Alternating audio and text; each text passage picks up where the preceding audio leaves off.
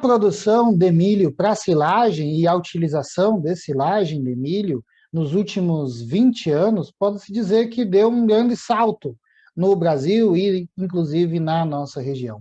Alguns produtores, uma boa parte dos produtores, alavancou as suas produtividades, alavancaram as suas propriedades, utilizando o milho como base forrageira e produzindo silagens de milho de alta qualidade nutricional em alta produtividade. Entretanto, isso não aconteceu de maneira uniforme. Alguns produtores ainda não atingiram os mesmos resultados que esses produtores alcançaram e o potencial que esses materiais, que é o milho como fonte forrageira, pode nos fornecer, tanto em produção de massa, quanto no uso na dieta, convertendo em produção de leite. Para conversar um pouquinho com a gente hoje sobre esse tema, sobre a silagem de milho, nós temos a participação aqui no Conversa com o Extensionista do professor João Ricardo Alves Pereira, que é professor da Universidade Estadual de Ponta Grossa e consultor de empresas nessa área de conservação de forragem. Professor, tudo bem? Joia, tudo bem, Leandro? Professor, conta para nós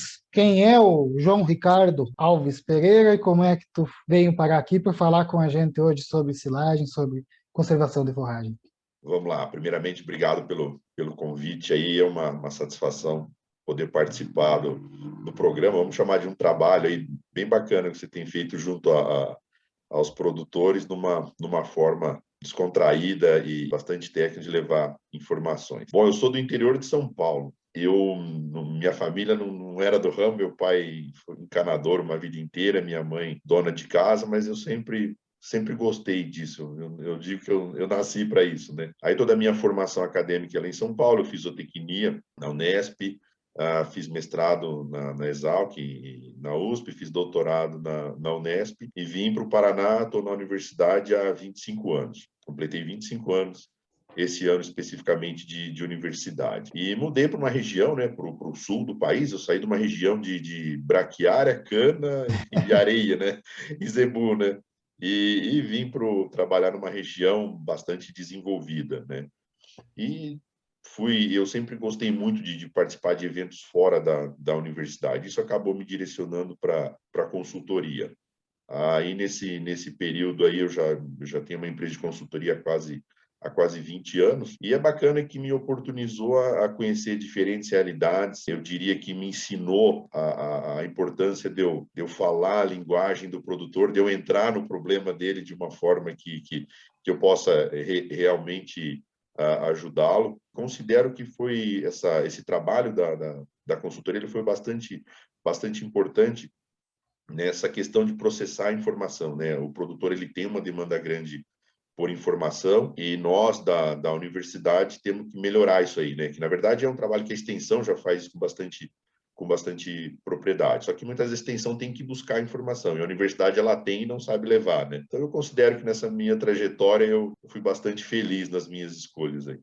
A gente tem isso, né? O conhecimento científico, ele tem avançado muito, mas não tem se refletido no que a gente vê no Exato. campo. A gente tem que conhecimento, né? Tem que saber levar ele, né? E né, nessa tua experiência como consultor, qual é a tua região de atuação, a área de abrangência que tu tem? Cara, eu vou do sul do México, que é o lugar mais longe que eu vou lá para cima, até o sul do Rio Grande, né? Então, em função de trabalhar com algumas empresas, tem empresa que tem projeto no México, então, com determinado período aí, a gente vai...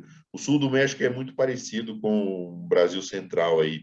Eu brinco que é um Brasil Central que fala espanhol ali, né? Aí eu tenho oportunidade de alguns países da América Central, América do Sul, mas grande parte, obviamente, do meu trabalho ele é Brasil. Só que aí tem de tudo, né?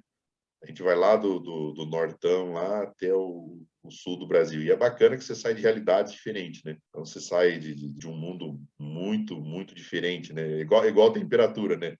Eu saio de casa às vezes a 3 graus e chego no final da tarde a 30 em outro lugar, né? Então, a realidade de produção é mais ou menos assim. E o que tu tem encontrado de realidade a campo, falando de silagem de milho, que é o nosso enfoque, que a gente é a nossa base aqui na nossa região.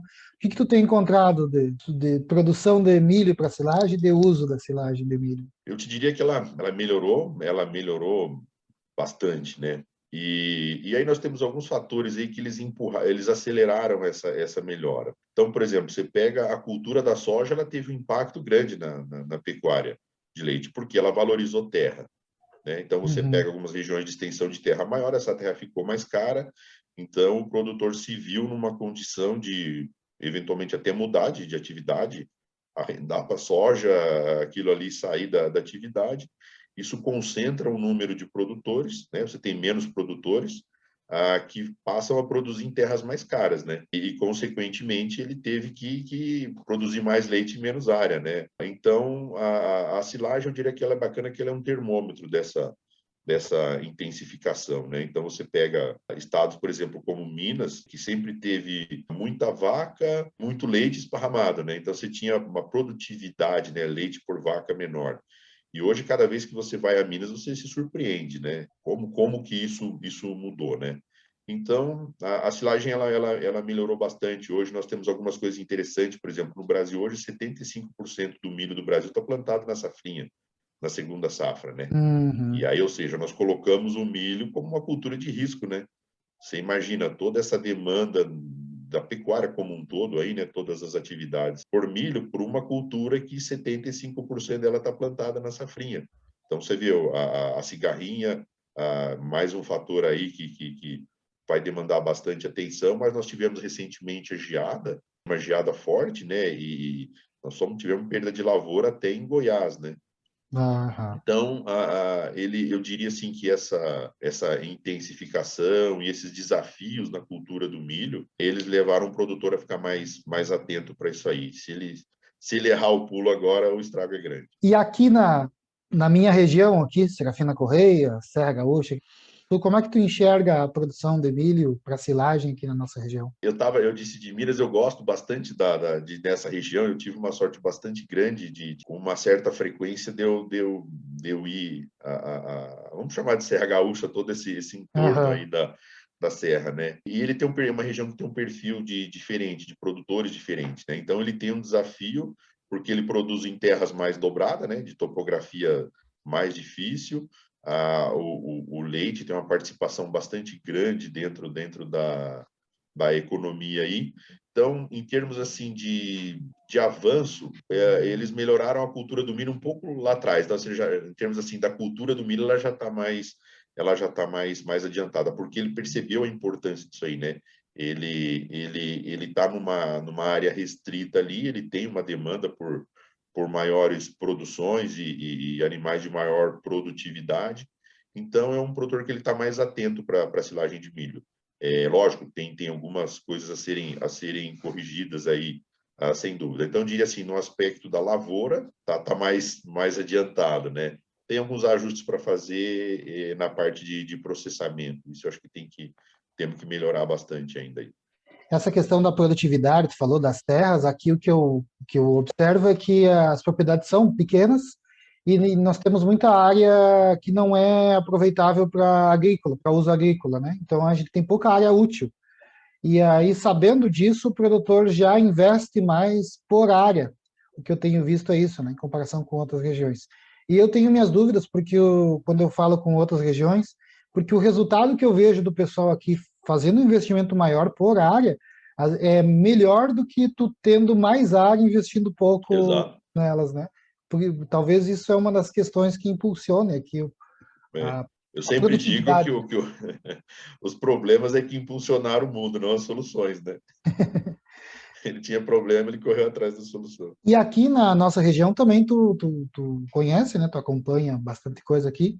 E nós temos silagens aqui, alguns produtores com silagem de ponta, né? Você tem um grupo, diria, acho que a maioria, né, na verdade, tem silagens de boa qualidade, né?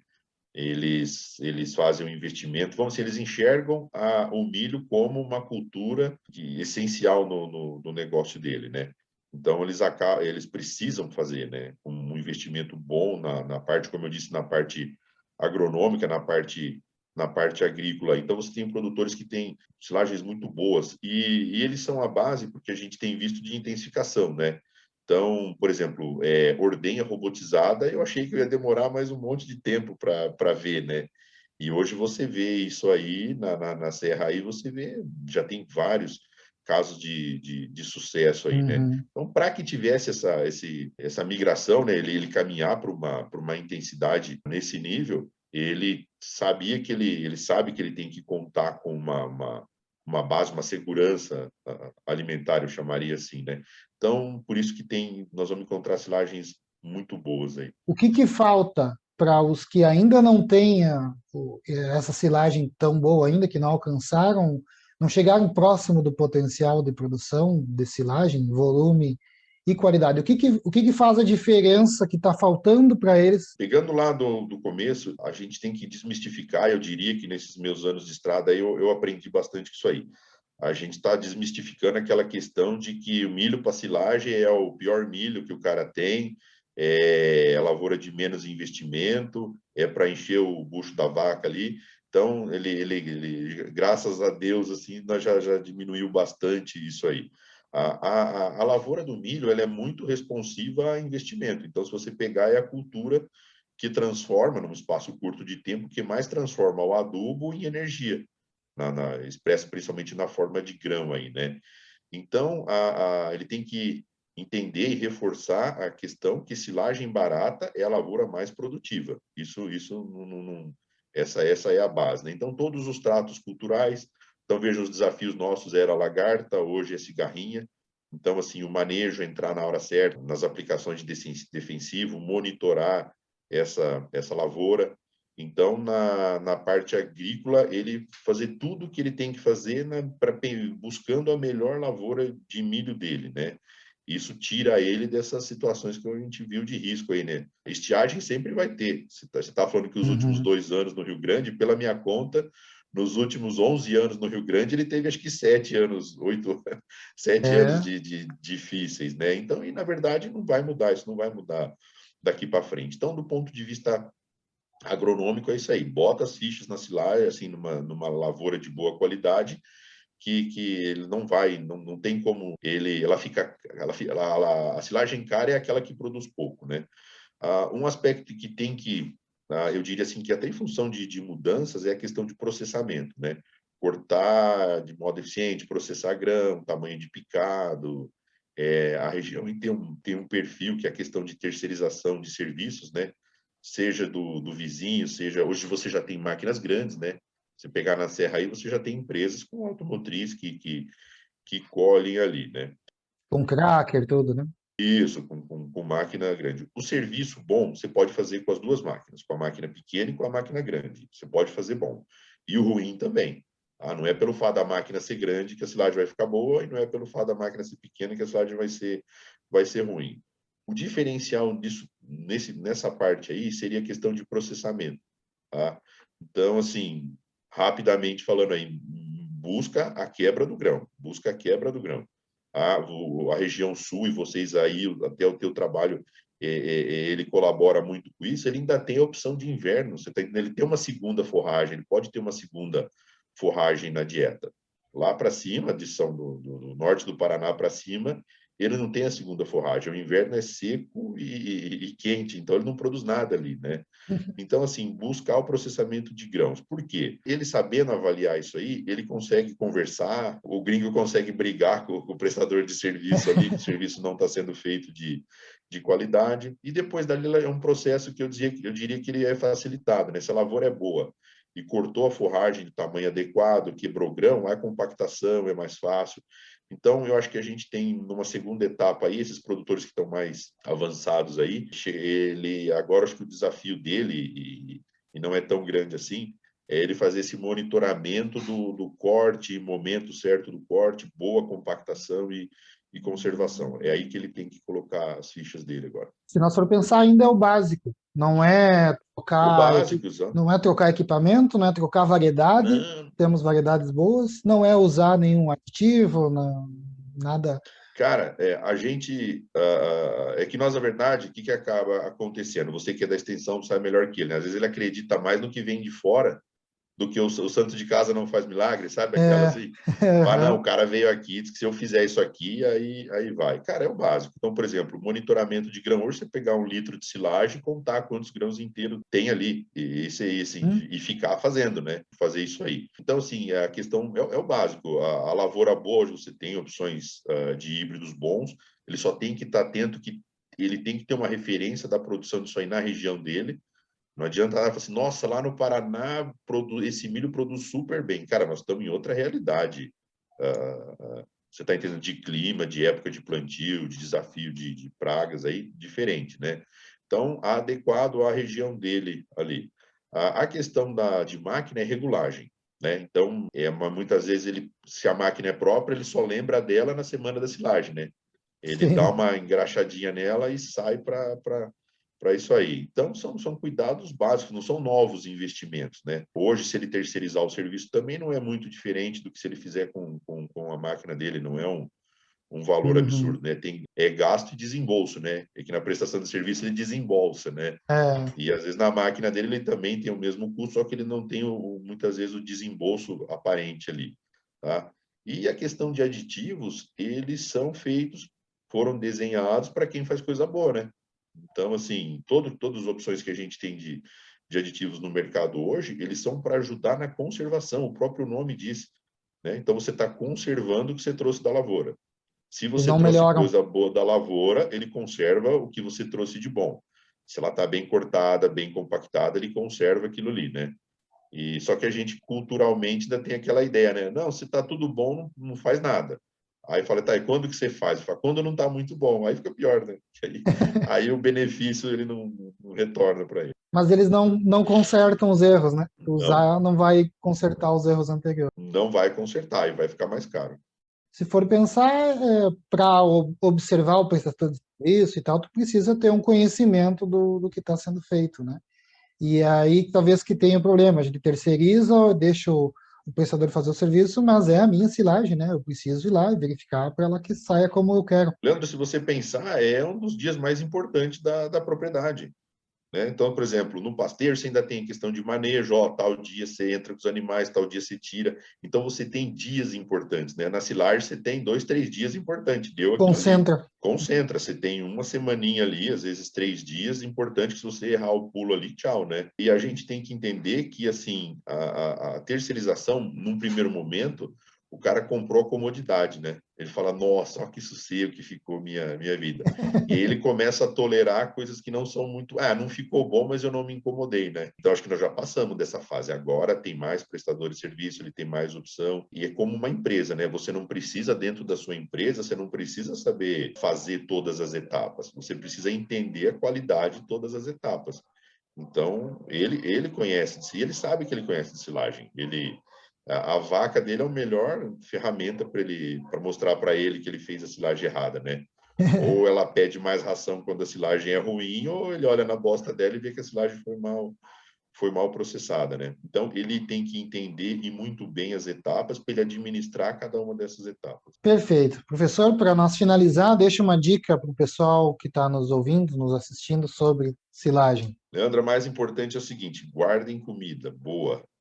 Olha, eu sempre digo que os problemas não vão terminar, eles só vão mudar. Então, vamos pegar aí, como eu disse, nós não temos nenhuma leitura de mercado de que nós vamos ter milho grão barato, né? Então, assim, ração concentrada barata não tem. Uma leitura de mercado. Quando que o preço do leite sobe? Quando a oferta de leite diminui. Quando a oferta de leite diminui. Quando não tem comida para vaca, por qualquer os outros fatores que você quiser. Então, nós vamos começar uma safra, uma nova safra aí, né? Então, caprichem no plantio, insumo, adubo não é economia, adubo é gasolina, né? Então, se você quer chegar lá na frente melhor, você vai ter que fazer um investimento. Então, época certa, fazer um bom plantio, nós vamos começar daqui a alguns meses aí, daqui a alguns meses a gente define uma parte, vamos dizer assim, do nosso estoque de comida do ano que vem, tá? Então, tudo que eu errar aqui agora vai me custar caro o ano que vem. Tá? Então, feito uma boa lavoura, todos os cuidados, nós vamos ter que ter uma atenção redobrada na questão da lavoura, cigarrinha, nós temos outros problemas, né? Mas a cigarrinha não é a única, né? É que é a da Não. vez, né? É. Então, nós vamos fazer um monitoramento da lavoura muito bem feito. Aí, lá na frente, a questão do momento ideal de corte. Às vezes, tomem cuidado que o que às vezes é mais cômodo não é o mais certo. Então, por exemplo, essa questão, quando entrar com a máquina hora certa na lavoura, para o pessoal que depende de serviço de terceiro, às vezes é mais interessante você atrasar, deixa o cara chegar atrasado na tua lavoura, e mexe no corte só, tá? Cuidar bem do processamento de grão.